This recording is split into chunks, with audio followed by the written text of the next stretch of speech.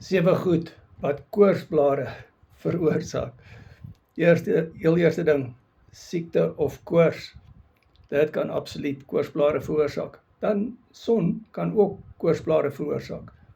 Want jy weet, sjokolade en suiker en neute kan ook koorsblare veroorsaak.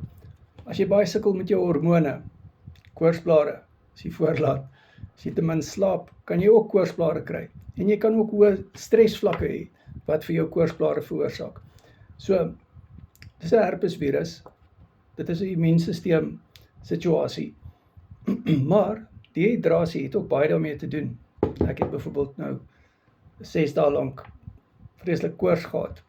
Ek het in 'n ander video verduidelik, so gaan ek nou weer verduidelik.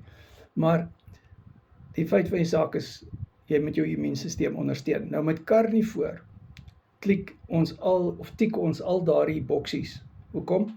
Want ons ondersteun ons immuunsisteem, deurdat ons alle planttoksines wegvat, nommer 1, geen saadolie nie, ons eet nie sjokolade nie, ons eet nie neute nie, en mense rapporteer op die karnivoor dieet dat hulle beter slaap, en dat hulle kortisol vlakke weg of laer word.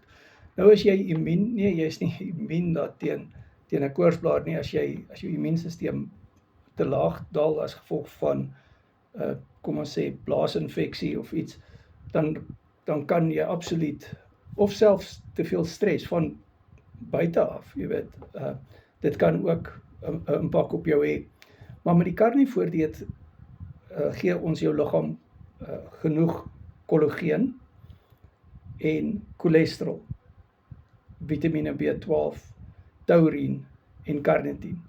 So die boublokkies van die liggaam en die vel. Ons doen ook die ekseem bootcamp eersdaags. Ja, so WhatsApp my nommer is in die bio, Carnivore Keto for Coaching.